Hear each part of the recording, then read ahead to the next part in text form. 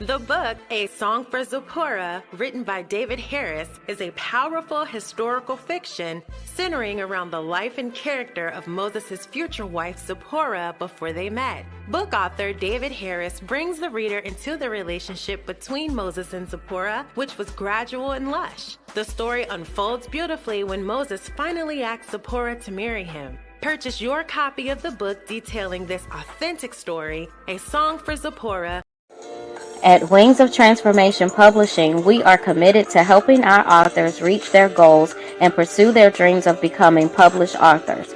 We work closely with each author to ensure a successful publishing experience, and we are dedicated to helping them tell their stories in the most meaningful and impactful ways. We look forward to putting you on the path to writing your book.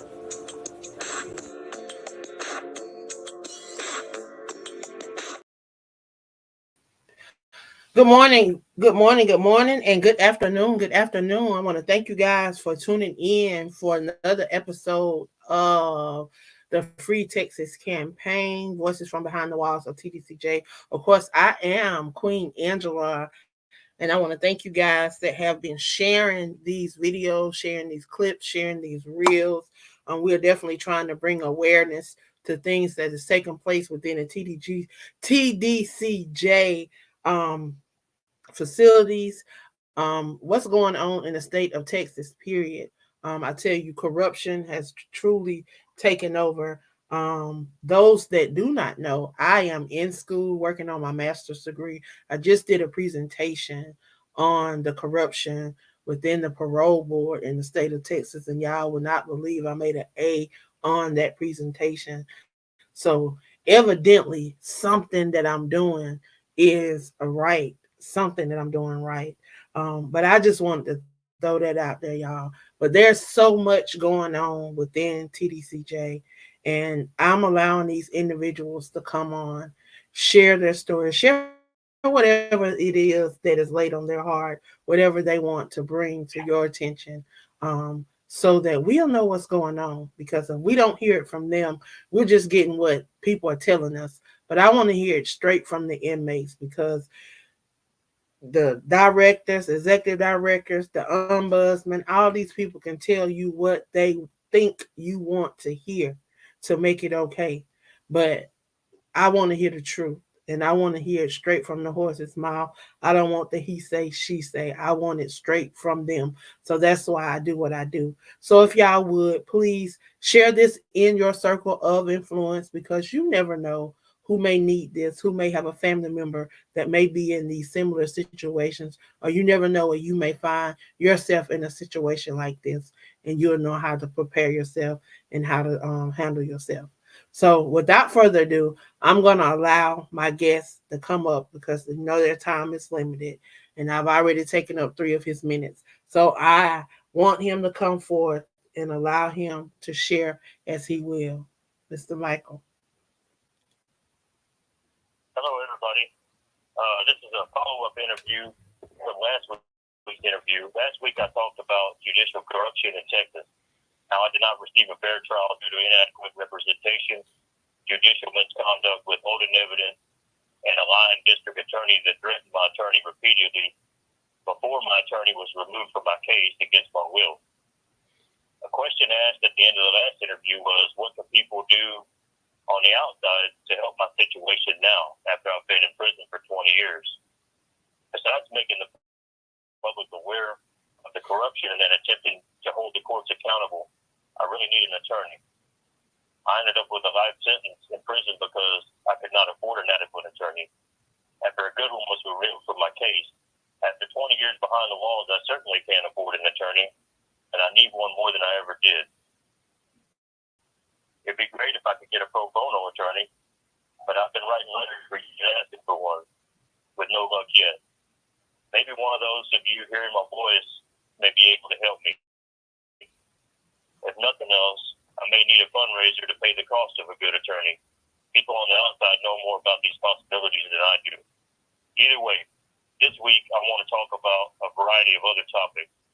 What I've experienced firsthand after being sentenced to life in prison by Williamson County, some inhumane things I have experienced, corruption corruption in the Texas Department of Criminal Justice, the lack of rehabilitation in the TDCJ system, the flaws in the parole system, and some solutions to the problems. That's what's most important.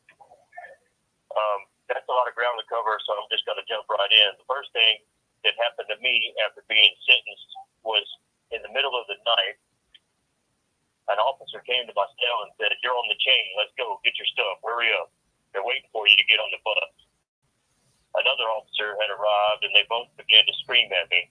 I've been in segregation for 19 months now and was accustomed to being in a cell. I was so accustomed to being in that cell that it caught me off guard. These guys didn't give me a warning, time to prepare or pack my property.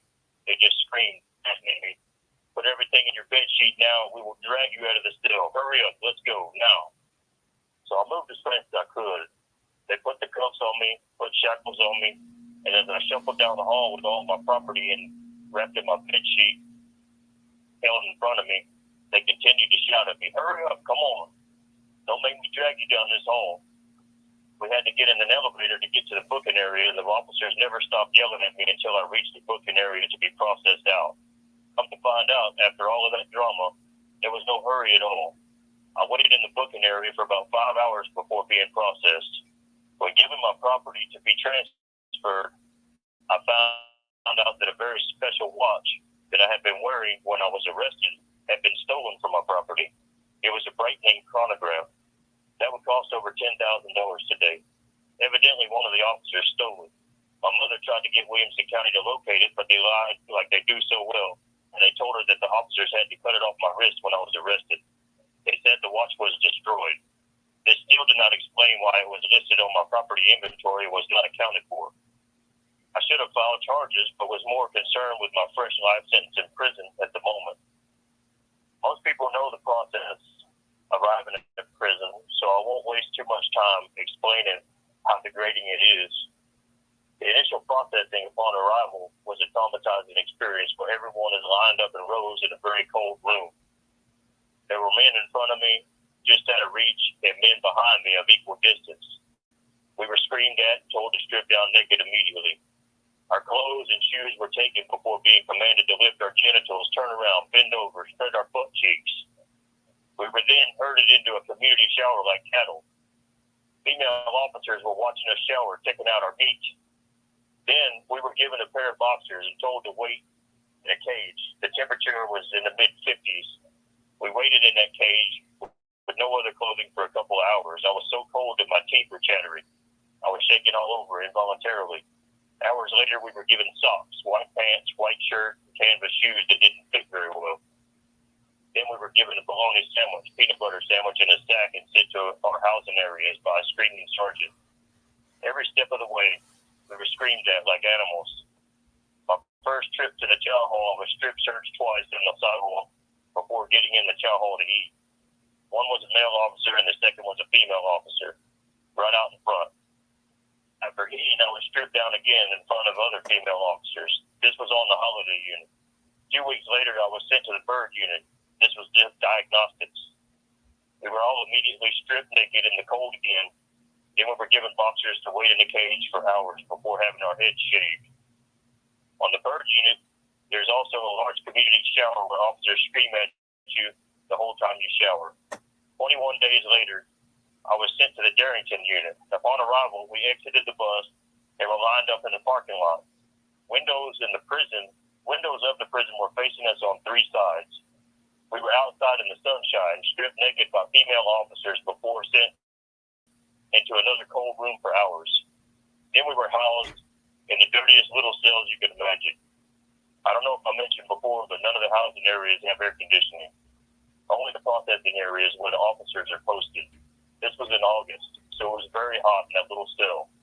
I had no fan. Rats and roaches ran in and around my cell all night long. It was a nightmare scenario. I thought to myself that I'd rather be dead than spend the rest of my life like this. I was up all night fighting off roaches, spiders, and chasing rats out of the cell. The community shower at Darrington was twice the size of Bird, so around 100 men showered at once. Sexual predators were staring at other men while they showered. Some were masturbating. Others Only one officer stood in the corner the whole time screaming at us, but he couldn't see all that was going on because of a huge crowd of men of that size. I only stayed the weekend at Darrington, but it seemed like much longer.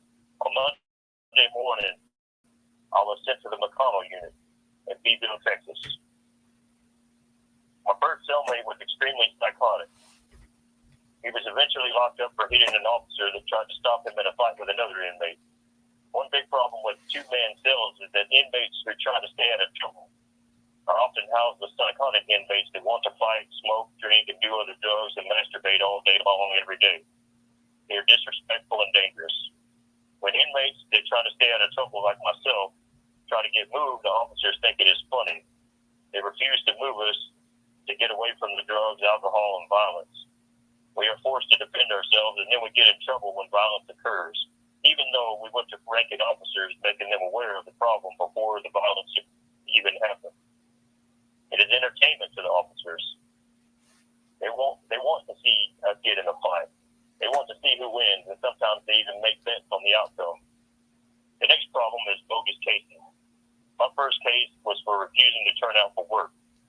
This was about a year after getting to the McConnell unit. I was housed in a cell. The door never opened.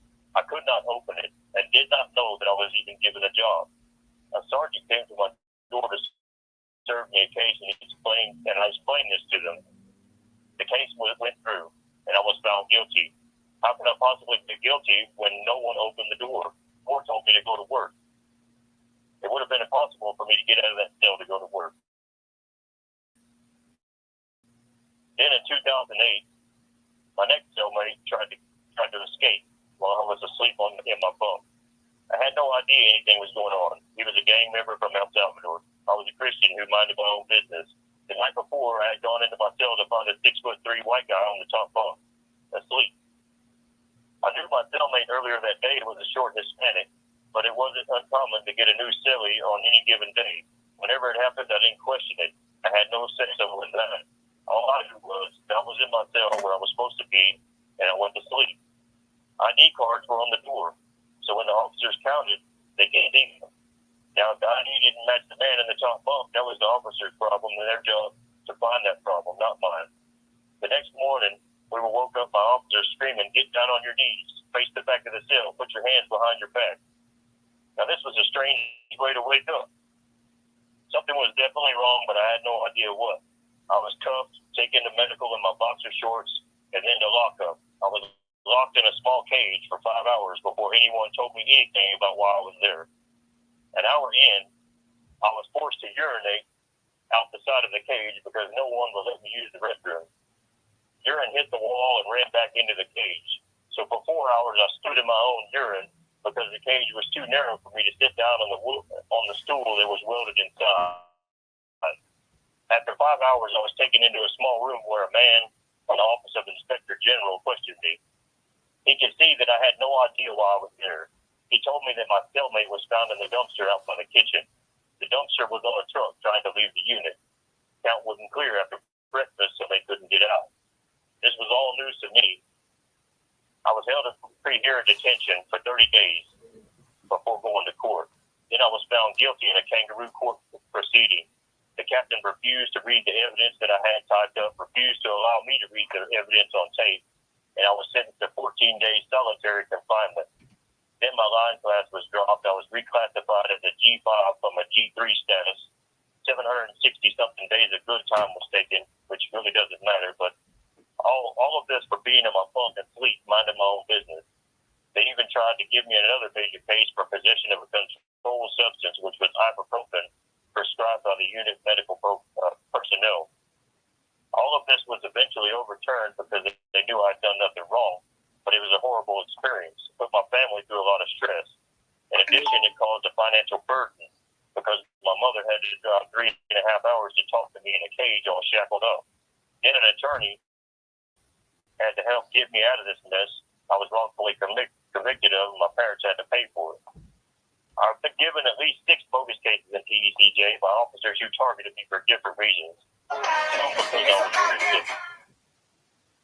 Some because I was a Christian, some because of my race, and at least one because they were just having a bad day. I have always been very respectful to the staff and other inmates. I do not cause trouble when I mind my own business. Some people even hate me because I'm too quiet, don't like to talk. These are some of my first-hand experience. There are many others regarding discrimination, favoritism, harassment, retaliation, and denial of medical treatment since I've been in the system. But since our time is limited, I want to switch gears and discuss the lack of rehabilitation. First, and I want to discuss the flaws in the parole system too, and suggest some solutions. But first, on rehabilitation, many inmates desire to take classes for various reasons. Classes required for parole, self-development classes, vocational classes, and even college courses.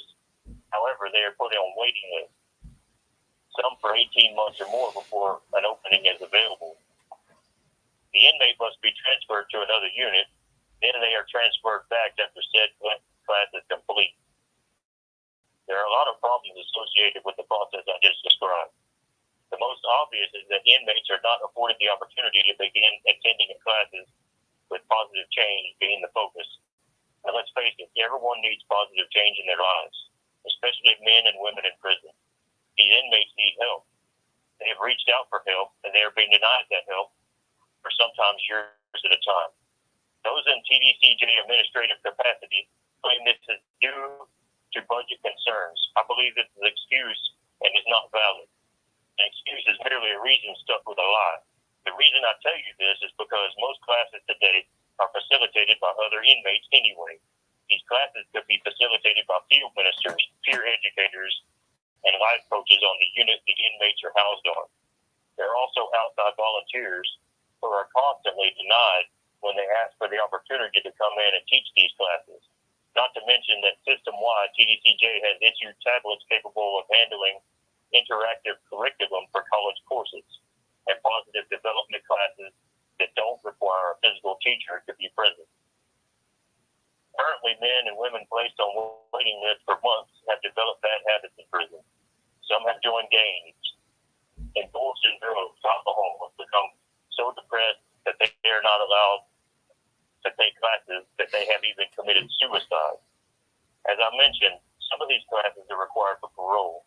Parole have been granted with the condition of class completion. Some have to so long to get in the class that they're released on parole is for a few months before discharging their sentence. This should never happen. It appears that the only reason that they are granted parole for a few months is to raise the number of inmates on electronic statistics to show the public. These things must change because society needs inmates to be rehabilitated before re-entering society. These inmates will be your neighbors someday.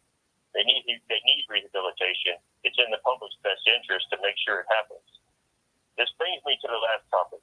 Parole system in TDCJ, on top of what I've just covered about parole. I know people that have been given a 1-year set-off for parole every year for decades now. How can this be justified when these individuals do not get in trouble? They work for the state with no wages 5 days a week. These guys don't even get good time applied to their sentence, bringing them closer to release. Well, maybe that's the answer right there. And let me explain.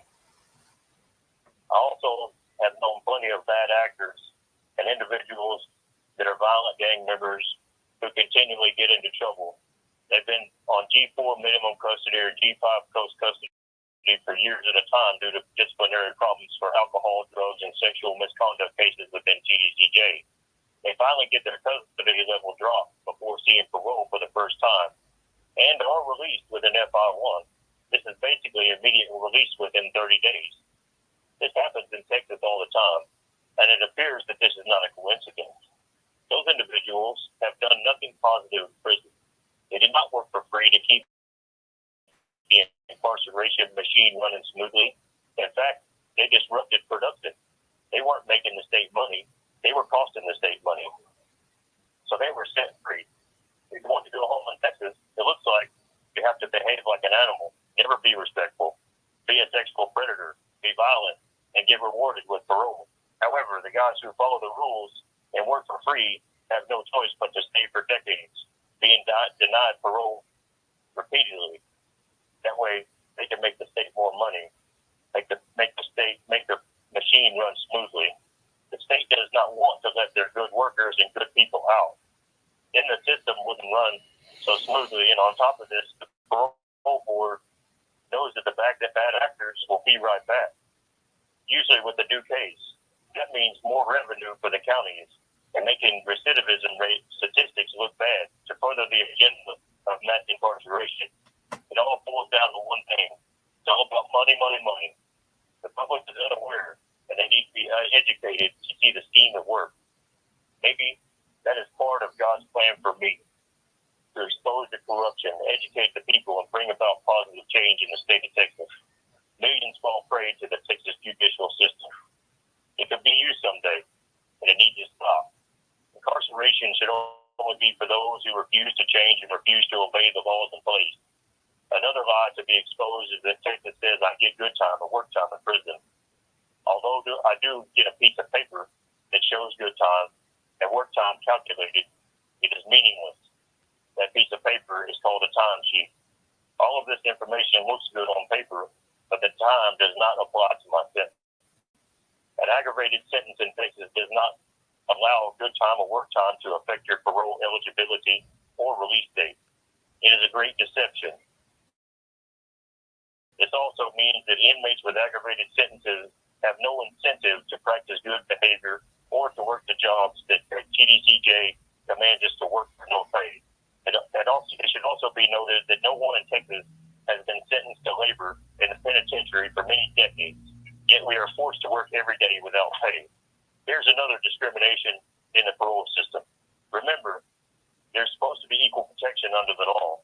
Under earlier legislation, aggravated crimes served less time before parole eligibility. For example, a life sentence would only serve 12 years before parole eligibility. Now I have to serve 30 years for eligibility for the same crime and the same sentence. Some of the earlier guys are my neighbors and have been home and back to prison since I've been here. They were given a chance to go home but failed. Why shouldn't I be given a chance, at least one chance? Some of these men have returned multiple times on violations. Why should I have to serve over twice as many years as they do just to see parole? In addition, if my good time and work time counted, I would have seen parole over 5 years ago. As it stands, I still have over 9 years to even be eligible. Now, keep in mind, too, that eligibility does not mean that you're going to get parole. It just means that you're eligible to be reviewed. I propose some solutions for the parole system would start with a review of individuals on parole first. Some have been on parole for decades with no problems, no violations, and are clogging up the system. Now I'll tell you why. Another fact that the state of Texas doesn't want the public to know is that without a change in their lucrative system, they cannot grant anyone else parole. Only as many people who are discharged from parole each year can be put on parole each year. Without hiring additional parole officers, the existing officers' caseloads are full to capacity. Each officer is only allowed a certain number of parolees on their caseload at any given time. If Texas won't hire more parole officers due to the lack of funds or any other lie they tell the people, the only solution is to discharge existing parolees who are trouble-free.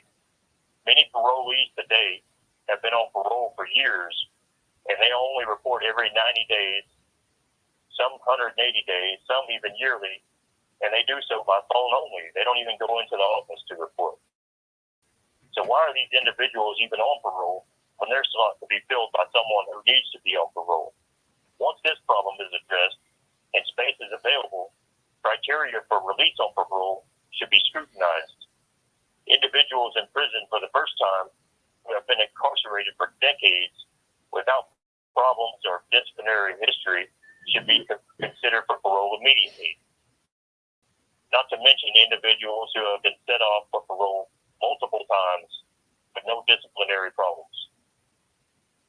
People are set off repeatedly for reasons like nature of crime. The nature of the crime will never change, so that is not an excuse to continually set them off. People change every day, some for the better, some them for the worse, but their records will reflect their behavior. I believe that individuals who refuse to follow the rules, to obey the law, and who are violent and who act like sexual predators belong in prison. I'm sure you'll agree. So keep them in prison. But people that exhibit positive behavior and positive changes should be given a chance to re-enter society, to be productive members of society, and to provide for their families, which need them home. They can be on parole. They can pay for their own classes, pay their taxes, and the taxpayers won't have to pay for them. They won't be a burden upon the state. They should be given these opportunities while they are still at an age for that to be physically possible. In short, let the good people go and hold on to the bad ones. That is what prisons are supposed to be for. It is not rocket science. It should be a simple process. This is what was put on my heart to share with you today. Thank you for listening, and God bless you. Wow.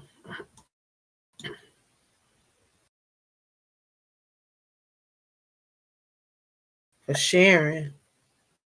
I tell you, I just did a paper on corruption in the parole board. I actually had to do a 5-minute presentation, and I tell you, I didn't think I was going to do good on it because my actual paper was 10 pages, and I had to cut it down to 5 minutes. You go from 10 pages to 5 minutes because it's a lot. It's a lot to cover, and to have to cover it in 5 minutes. Like, I had to state the problem, then I had to address the problem, provide a solution, then do a plan of action. Man, I mean, 5 minutes, but I got an A. Man, I got an A. Like, I got an A. But people really need to understand this, and people need to know this, because there's so many people. Like, first, corruption has caused a lot of you guys to be in there, yet some of y'all may have done your crime or whatever, but the sentences that they given you guys and how they got you guys there were wrong and was corrupted, and some of you guys should be home. If we were in other states, a lot of you guys wouldn't even be in prison. You would have had time served. You would have whatever.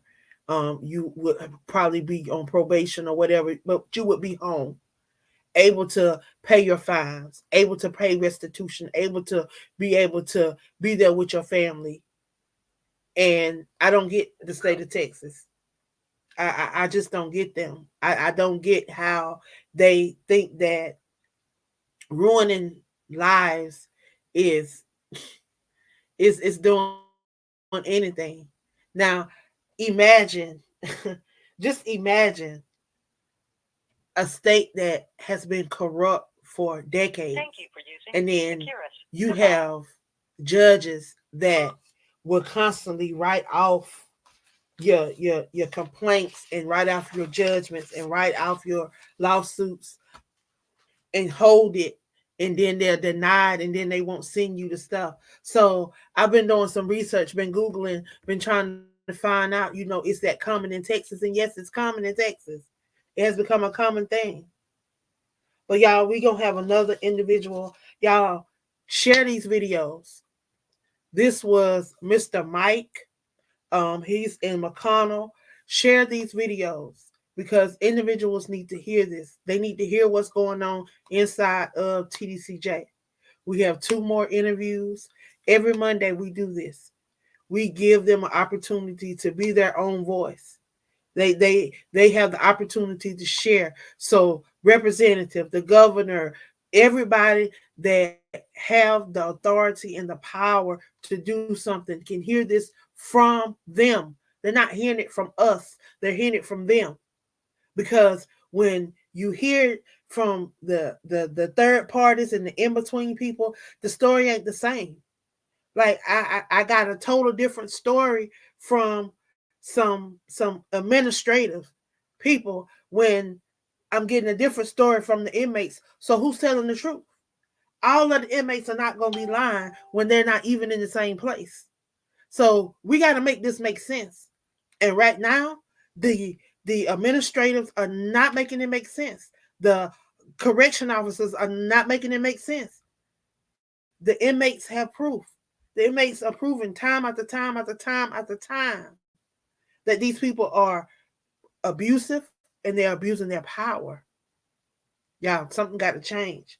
And if the governor can't do what he need to do as the governor and make sure that these things stop and that these prisons are doing what they're supposed to be doing, then the Department of Justice need to come in. The FBI need to come in. They need to come in and do and take over and get these places back in order, because a lot of these places are run down. They should be closed. They're not fit to. They're not fit for animals. So why would you even have humans there? We're not even going to talk about the food. And we know that the food, we know what's been going on with the food, because we've had visits where food had to be destroyed and thrown out. So we're not even going to talk about the food, but at least they are addressing the food issue. But when are we going to start providing the wholesome food that they say they're supposed to be providing? The vegetables, the fruit, the fresh vegetables, the fresh fruit, food that look like food that you would serve your family, food that's pleasing. No, we don't want you to come with the luxury. We don't want you to come with all that, but I done worked in the prison system, and you serve what you would have, what you would be eating. Y'all, look, I got to get ready for my next interview. Please share this out. Go over, make sure that you're following the YouTube. Make sure that you're following the Free Texas Campaign page. Make sure I'm waiting for y'all. I'm waiting on this permit. The city of San Antonio is taking forever. I don't know what's going on. Even if it's pushed back, I'm coming. I'm gonna do the rally. I'm gonna do the march. I'm gonna do the community event. It's gonna happen. Even if it has to be pushed back, it's gonna happen. Know that I'm coming, because I'm not letting it go. So all these representatives that's liking and sharing and thumbs up and hugs and caring, we need you to do this. We need you to really, truly stand up and be a voice. You're an elected official. The citizens have elected you. The citizens have asked you to be a voice for them, and yet you're failing. Right? We need change, and we need to change some decades ago, because you got everybody that I'm interviewing, y'all, it's not 5, 10, 15 years. Y'all, these people have spent decades in prison. You talk about 2 decades, 3 decades. You got one that's been in there 40 years. Y'all, how? Why can't these people come home? Like, what is the likelihood of these people offending again? They've been locked up 20, 30, 40 years.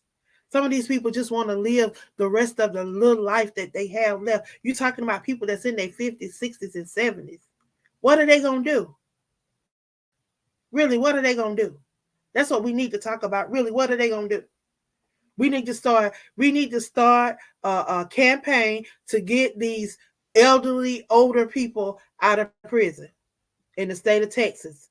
If they over 50, they need to be on their way home, and they need to be working on the program. If they got to individualize them a program to get them home, they need to individualize them a program to get them home. And if they don't have, look, I'm ready to volunteer my services. If you don't have what you need to do what you need to put these programs in place, look, I'm here. I'm willing to volunteer my services. I'm willing to come on board to do whatever. Now, it's time out. It's time out for people not doing their job. We got elected officials that need to be opening their mouth and talking and allowing these bills to pass that would bring some of these people home. Greg Abbott, you are one of them. You keep vetoing bills for what? And you have the power to make an executive order to address the overcrowding in the understaffed, yet alone the food. Like, for real, do your job. That's how we asking. Are we asking you to also is to make sure that the laws are being observed, and that these people are being accountable? Like these lawyers, these judges, these judges cannot be sitting on these people's papers. These judges cannot be holding stuff and then sending it back when they want to send it back when it's time for it to expire. You can't do that. That's a violation of these inmates' rights. Guys, a lot of stuff going on that we don't even know going on. We got to be more proactive. We got to be on top of this stuff, and we got to see it before it happens, because they doing stuff right up under our nose, and they doing it in plain sight. Because they hoping that we not gonna catch on to it. They hoping that we not gonna see them do it. Y'all, it's time out for that. And it ain't about no race thing either. It ain't just about, because I'm seeing more and more. I'm seeing more and more. It's about a money thing and about power. If you don't have money and power, you in trouble.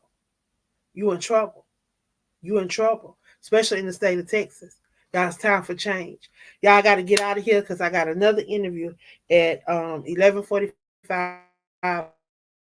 I'm sorry, at 12:45, which will be 11:45 y'all time, 12:45 our time.